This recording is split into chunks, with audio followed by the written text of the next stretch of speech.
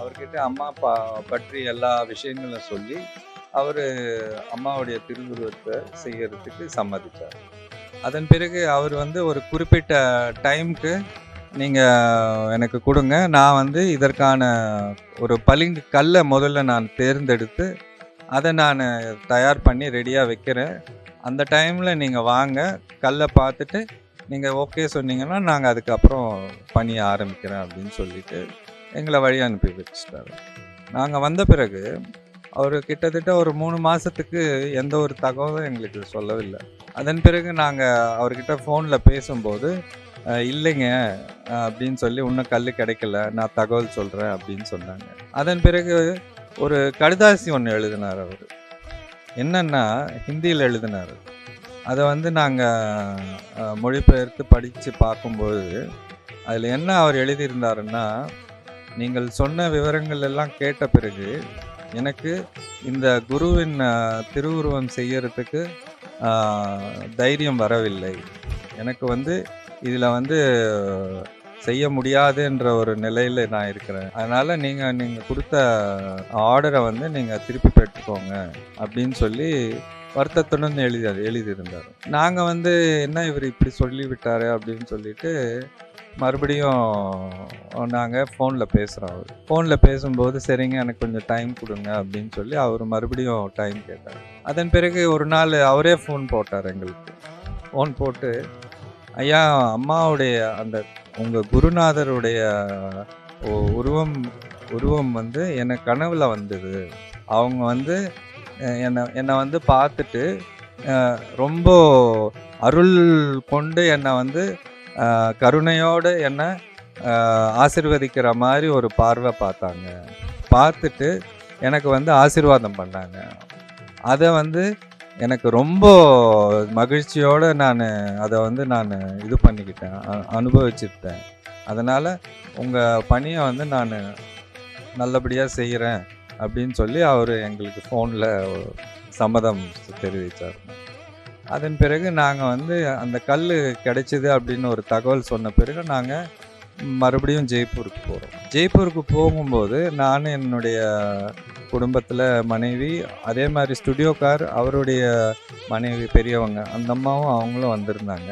4 பேரும் நாங்கள் ஜெய்ப்பூருக்கு போகிறோம். எதுக்கு போகிறோன்னா, அம்மாவுடைய அந்த பளிங்கு கல்லை வந்து முதல்ல நாங்கள் பூஜை போடுறதுக்காக இவங்க 4 பேரோட இந்த 4 பேரும் நாங்கள் போகிறோம். போயிட்டு அம்மாவுடைய இதுக்கு பூஜை போடணும் அப்படின்னு சொல்லி போகும்போதுங்க ரயிலில் ஃபுல்லாக பார்த்தீங்கன்னா எங்களோட ஒரு பட்டாம்பூச்சி ஆரம்பத்தில் இருந்து ஜெய்ப்பூர் போகிற வரைக்கும் அந்த 24 மணி நேரம் மேலேயே இருக்கும் அந்த பயணம். ஃபுல்லாகவே வந்து எங்களுக்கு அந்த அம்மா உருவம் மாதிரி எங்களுக்கு ஒரு பட்டாம்பூச்சி கூடவே வந்தது. எங்களுக்கெல்லாம் ரொம்ப நெகிழ்வாக இருந்தது. அம்மா வந்து நம்மளோட வராங்க அப்படின்னு சொல்லி ஒரு உணர்வு கடைசி வரைக்கும் அந்த ரயில் பயணம் ஃபுல்லாகவே இருந்தது. இதன் பிறகு நாங்கள் அங்கே போயிட்டு பளிங்குக்கல்லுக்கு பூஜை போடுறோம். பூஜை போடும்போது பார்த்திங்கன்னா நல்ல மழை. நான் வந்து அந்த டைமில் எலுமிச்சம்பழம் வாங்குறதுக்கு கடையில் போகிறேன். கொடை பிடிச்சிக்கிட்டு தான் போய் அந்த எலுமிச்சம்பழம், பூ, கற்பூரம் எல்லாம் வாங்கிட்டு வந்து பூஜை ஆரம்பிக்கிறோம். பூஜை ஆரம்பிக்கும் போது மழை பெஞ்சிக்கிட்டே இருந்தது பாருங்கள். 108 படிச்சுக்கிட்டே இருக்கிறோம். ஒரு பாதி போற்றி போயிட்டே இருக்கும் பொழுது திடீர்னு பார்த்தீங்கன்னா அந்த பளிங்குக்கல் எப்படி இருந்ததுன்னா, அம்மா நம்ம புத்து பார்ப்போம் பாருங்கள், பாம்பு புத்து, அந்த மாதிரி பாம்பு புத்து மாதிரி ஒரு முக்கோண வடிவத்தில் இருக்குங்க, மலை மாதிரி. அதில் 3 பொட்டு வச்சோம். கீழே ஒன்று, மத்தியத்தில் ஒன்று, உச்சத்தில் ஒன்று, மஞ்சள் குங்குமம் போட்டு மேலே பூ வச்சோம். பார்த்தீங்கன்னா நல்லா மழை பெஞ்சிட்டு இருக்கிற சமயத்தில் 108 பாதி படிச்சுட்டு இருக்கும்பொழுது திடீர்னு பார்த்தீங்கன்னா கீழே அந்த பளிங்குகளுக்கு கீழே நேராக பளிச்சுன்னு ஒரு ஒளி. எங்கேருந்து இந்த ஒளி வருதுன்னு பார்த்தா மேலே வந்து சூரியன் வந்து அந்த இடத்துல மாத்திரம் வானம் விலகி, மேகம் விலகி சூரிய ஒளி தெரியுதுங்க. அந்த பளிங்குக்கல் கீழே அடியில் இருந்து அப்படியே மெதுவாக மேலே படிப்படியாக ஏறி அந்த பளிங்குக்கல் முழுவதும் அந்த சூரிய ஒளி படருது. பார்க்கும்போது நாங்கள் பக்கத்தில் நின்று எங்கள் பக்கத்தில் போற்றி படிச்சுட்டு இருக்கிற எங்கள் பக்கத்தில் சிற்பி நிற்கிறாரு. அவர் பார்த்துட்டு மெய் மறந்து நிற்கிறாரு. அதன் பிறகு ஸ்டுடியோக்கார் கேட்டார் சிற்பியை பார்த்து, நீங்கள் என்ன நினைக்கிறீங்க, பூஜை எப்படி நடந்தது அப்படின்னு சொல்லி கேட்கும்போது அவர் சொல்கிறாரு, சன் விட்னஸ் அப்படின்னு சொல்லி ஆங்கிலத்தில் பேசுகிறார் அவர். ஏன்னா அவருக்கு வந்து ஸ்டுடியோக்கார் எங்களுக்கெல்லாம் ஓரளவுக்கு தான் ஹிந்தி தெரியும்.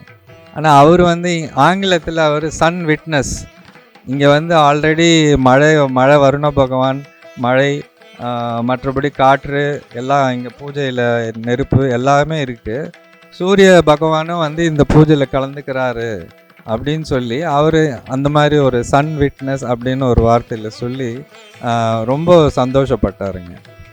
அம்மாவுடைய பூஜையில் அந்த மாதிரி ஒரு சித்தாடல் எங்களுக்கு அனுபவம் கிடச்சிதுங்க. அதன் பிறகு இதை எப்படி ஆரம்பிக்கலாம் அப்படின்னு பேசிக்கிட்டு இருக்கும்போது அவர் வந்து முதல்ல வந்து நாங்கள் வந்து ஒரு பிளாஸ்டர் ஆஃப் பாரிஸ் மெட்டீரியலில் அம்மாவுடைய மாடல் மாதிரி ஒன்று செய்கிறோம். அப்போ தான் வந்து அம்மா முகம் வந்து கரெக்டாக எப்படி இருக்குதுன்னு தெரிஞ்சுக்கிட்டு அதில் ஒரு பர்ஃபெக்ட் மோல்டு கிடைச்ச பிறகு நாங்கள் வந்து சிலை செய்ய ஆரம்பிக்கிறோம் அப்படின்னு சொல்லி ஏற்பாடாச்சுங்க. ஆனால் அந்த மோல்டு வந்து ரொம்ப கடினமான ஒரு உழைப்புலேயும் வந்து திருப்திகரமாக வந்து ஆரம்பத்தில் எங்களுக்கு கிடைக்கலைங்க. அதன் பிறகு அந்த ஒரு மோல்டு ஒரு நிலைக்கு வந்த பிறகு அந்த படத்தை எடுத்துக்கிட்டு அம்மா கிட்ட வந்தோம். குரு அம்மா கிட்ட வந்து இந்த மாதிரி இருக்குமா அப்படின்னோடனே, குரு அம்மா இது இன்னும் கொஞ்சம் இதுவாக இருக்கலாமே அப்படின்னு சொல்லி அபிப்பிராயம் சொல்கிறாங்க. அதுக்கப்புறம் நாங்கள் வந்து இது எப்படி செய்யலாம், ஏன்னா ரொம்ப கடினமான ஒரு இதுலேயும் வந்து அந்த அளவுக்கு வந்து ஒரு ஒரு ஒரு உருவம் அம்மா கொடுத்தாங்க. இதுவும் வந்து அம்மா செய்யலாம், மாற்றி செய்யணும், இன்னும் கொஞ்சம் திருப்திகரமாக செய்யணும்னு சொல்ல உடனே அருள்வாக்கு போயிட்டு கேட்டு இதுக்கு ஒரு கரெக்டான ஒரு வழி கேட்டுக்கலாம் அம்மான்னு சொல்லி அம்மா கிட்ட ஆசீர்வாதம் வாங்கிட்டு அருள்வாக்கு போகலாம் அப்படின்னு சொல்லி போகலான்னு போனோம். அப்போது அந்த டைமில் நான் அருள்வாக்கில் கேட்குற அம்மாவை, அம்மா நாளைக்கு அம்மாவை வந்து இன்றைக்கி எப்படி பார்க்குறோமோ அதே மாதிரி எல்லோரும் பார்க்கணும்மா, அந்த அளவுக்கு எங்களுக்கு நீங்கள் அந்த திருவுருவத்தை அமைச்சு கொடுங்கம்மா அப்படின்னு கேட்குறேன். அந்த சமயத்தில் அம்மா வந்து ரொம்ப கருணையோடு சிலதை சொன்னாங்க. மகனே, நீரிற்கு உன்னால் வடிவம் கொடுக்க முடியுமாடா மகனே, நெருப்பிற்கு உன்னால் வடிவம் கொடுக்க முடியுமாடா மகனே, காற்றிற்கு உன்னால் வடிவம் கொடுக்க முடியுமாடா மகனே, அடிகளார் பஞ்சபூதத்தின் வடிவமடா, அவன் யார் கைக்கும் அடங்க வாய்ப்பில்லை, இருந்தாலும் பேர் சொல்லும் அளவுக்கு தருகிறேன் அப்படின்னு சொல்லி அம்மா ஒரு ஆசீர்வாதம் பண்ணி எங்களுக்கு சொன்னாங்க. அதன் பிறகு அந்த ஒரு மனநிலையோடு நாங்கள் மறுபடியும் ஜெய்ப்பூருக்கு போய் அந்த திருவுருவம் செய்கிற பணியை மறுபடியும் ஆரம்பித்தோம். ரொம்ப சிரத்தையோடு அதை வந்து அம்மா எங்களுக்கு செய்ய வாய்ப்பு கொடுத்தாங்க. ஒரு நல்ல ஒரு அமைப்போடு அதை வந்து முடிச்சும் கொடுத்தாங்க. அது முடிச்சுட்டு அம்மாவுடைய திருவுருவத்தை எடுத்துக்கிட்டு ரயில் மூலியமாக நாங்கள் வந்து சென்னைக்கு வந்தோம். சென்னைக்கு வந்து அம்மா வந்து பூஜை அறையில் வைக்க சொல்லி உத்தரவு கொடுத்துருந்தாங்க. அது வந்து ஒரு 90 நாட்களுக்கு மேலேயே அம்மா பூஜை அறையில் வைக்க சொல்லி ஒரு ஏற்பாடு நடந்ததுங்க. அப்போது ஒரு சமயத்தில் அம்மாவை போய் பார்க்கும்பொழுது அம்மா சொன்னாங்க, உருவேறி விட்டது, நீ வந்து மஞ்சள் திரை போட்டு அதன் மேல் செவ்வாய் மற்றும் வியாழன் மஞ்சள் தண்ணி தெளிச்சுட்டு செவ்வாய் வியாழன் அன்று மாத்திரம் தீபாராதனை காமிச்சு அதுக்கு வழிபட்டு கொண்டு வா, அப்புறம் நான் சொல்கிறேன் அப்படின்னு சொல்லி அம்மா ஆசீர்வாதம் பண்ணாங்க. அதே மாதிரி மஞ்சள் தெளிச்சுக்கிட்டு செவ்வாய் வியாழன் அந்த 2 நாட்களில் பூஜைகள் செய்துக்கிட்டு வந்துட்டு இருந்தோம். அதன் பிறகு அம்மா வந்து ஒரு நாள் குறிப்பிட்டு அம்மாவுடைய அவதார திருநாள் 1994 அந்த அவதார திருநாளுக்கு அம்மாவுடைய திருவுருவத்தை கொண்டு வந்து அம்மா கிட்ட சேர்க்க சொல்லி அம்மா உத்தரவு கொடுத்தாங்க. அதன் பிரகாரம் எப்படி செய்யலாமான்னு அந்த டைமில் அருள்வாக்கு கிடைச்ச ஒரு டைமில் கேட்கும்பொழுது, மேலதாளத்துடன் தேர் திருவிழா போல் கொண்டு வாடா மகனே அப்படின்னு சொல்லி அம்மா ஆசீர்வாதம் பண்ணாங்க. அதே மாதிரி சென்னை மாவட்டம் மற்றும் அங்கே இருந்த சக்தி பீடங்கள், மன்றங்கள், இவங்க எல்லாரோடையும் இணைஞ்சு அம்மாவுடைய திருவுருவத்தை ஒரு தேரின் மேல் அலங்கரித்து அதை ரதம் மாதிரி ஏற்பாடு பண்ணி ஒவ்வொரு சக்தி பீடம், ஒவ்வொரு மன்றம் அந்த டைமில் அதை கொண்டு போய் அம்மாவுடைய அந்த ரதத்தை கொண்டு போய் அவங்க எல்லாரும் அதை வந்து பாத பூஜை மாதிரி செய்து அது அந்த அந்த ஒரு ஏற்பாடோடு கரிக்கோலமாக அம்மா மேல்மருவத்தூர் வரைக்கும் கொண்டு வந்து இங்கே வந்து அம்மாவுடைய மேல்மருவத்தூரில் வந்து அது இங்கே வந்து சேர்ந்து அதன் பிறகு அம்மாவுடைய அவதார திருநாள் மார்ச் 3ஆம் தேதி அன்றைக்கு இங்கே எல்லா பொதுமக்களுக்கும் தரிசனத்துக்காக அது ஏற்பாடு பண்ணி வச்சாங்க. இது வந்து அம்மாவுடைய முதல் திருவுருவம். அதாவது குரு அமர்ந்த நிலை, தாமரை பீடத்தின் மேல் அமர்ந்த நிலையில் பாதத்துடன் அம்மா இங்கே வந்து அந்த ஒரு ஏற்பாடோட அது அந்த திருவுருவம் இங்கே வந்து சேர்ந்ததுங்க. இது வந்து முதல் திருவுருவத்தின் உடைய ஒரு வரலாறுங்க. இதே மாதிரி அம்மா வந்து இந்த திருப்பணியை மறுபடியும் தொடர்ந்து செய்யடா மகனேன்னு பிறகு சொன்ன ஒரு அருள்வாக்கு சொன்ன இதில் மறுபடியும் வந்து என்ன திருப்பணி செய்யலாம் அப்படின்னு அம்மா கிட்ட மறுபடியும் ஆசீர்வாதம் கேட்கும்பொழுது என் மனதில் ஏற்பட்டது அம்மாவுடைய அருள்நிலை. வேப்பிலை வைத்து அம்மா நின்ற கோலத்தில் அருள்நிலையில் ஒரு திருவுருவம் செய்யலாம் அப்படின்னு சொல்லி என்னுடைய மனசில் பட்டது. அம்மா கிட்ட போய் நான் தெளிவுபடுத்திக்கிட்டு அது ஆசீர்வாதம் வாங்கிக்கிட்டு மறுபடியும் 2வது திருவுருவம், அம்மாவுடைய அருள்நிலை திருவுருவம் வேப்பிலையோடு நின்ற கோலம், அதை வந்து உத்தரவு வாங்கி கொண்டு மறுபடியும் நானும் ஸ்டுடியோக்காரும் ஜெய்ப்பூருக்கு போகிறோம். இது வந்து எப்பொழுது அப்படின்னு சொன்னால் 1997ங்க. அந்த வருடத்தில் நாங்கள் போய் அதற்கான மறுபடியும் ஏற்பாடுகள், அந்த முன்னேற்பாடுகள் எல்லாம் செய்து அந்த பளிங்கு சிலையையும் படிப்படியாக அம்மாவுடைய ஆசீர்வாதத்தோடு செய்து முடிச்சாச்சுங்க. அந்த டைமில் இங்கே மறுபடியும் சென்னைக்கு கொண்டு வந்து கரிகோலமாக சென்னை மாவட்ட தொண்டர்கள், பக்தர்கள், தலைவர்கள் இவங்க எல்லாரோடைய ஒத்துழைப்போடு அவங்களுடைய ஏற்பாடுகளோடு இங்கே மருவத்தூருக்கு கொண்டு வந்து அம்மாவுடைய திருவுருவத்தை 1998 ஆடிப்பூர சமயத்தில் அதை வந்து இங்கே அம்மா இது பண்ணி அம்மாவுடைய சித்தர்பீடத்தில் இங்கே வந்து அதை சேர்த்து விட்டாங்க. இது வந்து திருவுருவத்தின் ஒரு சின்ன வரலாறு மாதிரி நான் உங்களுக்கு சொல்ல விருப்பப்பட்டேங்க.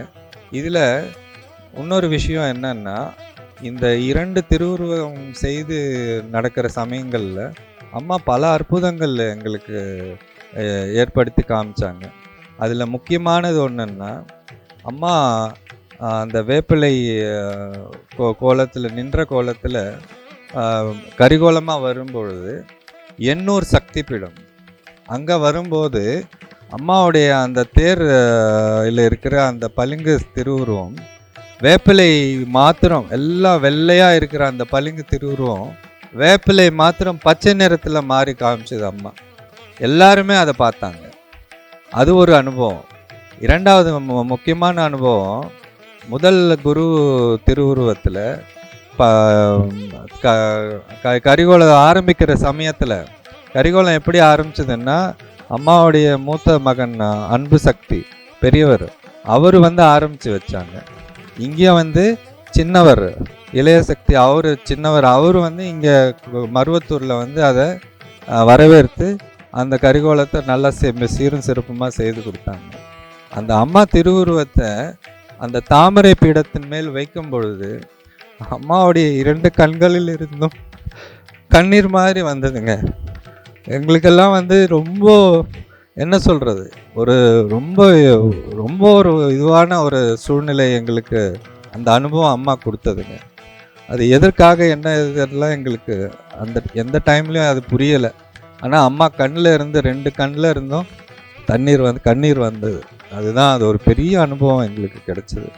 அதன் பிறகு அம்மா இங்கே வந்து கரிகோலம் முடிஞ்சு இங்கே நல்லபடியாக மருவத்தூர் வந்து அடைஞ்சதுங்க. இதுதான் எங்களுக்கு கிடைச்ச அம்மாவுடைய பெரும் தொண்டு பணி. இது அம்மா ஆசீர்வாதத்தில் நாங்கள் நல்லா சீரும் சிறப்புமாக செய்து முடித்தோம். இந்த வாய்ப்புக்கு அம்மாவுக்கு எப்பொழுதும் நாங்கள் நன்றி கடன் பட்டிருப்போம். இதில் ஈடுபட்ட எல்லா தொண்டர்களுக்கும் என்னுடைய மனமார்ந்த நன்றி. என்னுடைய பெயர் சுரேஷ் பாபு. என்னோட அம்மாவுடைய ஆரம்ப காலத்து தொண்டர் பக்தவச்சலம் சக்தி அவர் வந்து ரொம்ப பெரிய தொண்டர். ஆரம்ப காலத்திலிருந்து அம்மாவுடைய சக்தி பீடத்தில், சித்தர் பீடத்தில் புகைப்படங்கள், வீடியோ, அவர் மகன் நந்தகுமார், இவங்க எல்லாருமே வந்து அந்த தொண்டில் ஆரம்ப காலத்திலிருந்தே ஈடுபட்டு வராங்க. அம்மாவுக்கு ரொம்ப நெருங்கிய பக்தர், தொண்டர். அவங்களோட இந்த வாய்ப்பு அம்மா எனக்கு கொடுத்ததுக்கு பெரிய விஷயமா, பெரிய பாக்கியமாக நான் கருதுகிறேன். எப்பொழுதும் இதை வந்து நான் அம்மாவுக்கு கடன் பட்டிருக்கேன். நன்றி. ஓம் சக்திமா. ஓம் சக்தி. மேல்மருவத்தூர் ஆதிபராசக்தி சித்தர் பீடத்தின் அதிகாரப்பூர்வமான மேல்மருவத்தூர் சித்தர் பீடம் யூடியூப் சேனலை சப்ஸ்கிரைப் செய்து எங்களுடன் இணைந்திருங்கள். மேலும் மற்றவர்களும் பயன்பெற இந்த லிங்கை ஷேர் செய்யுங்கள்.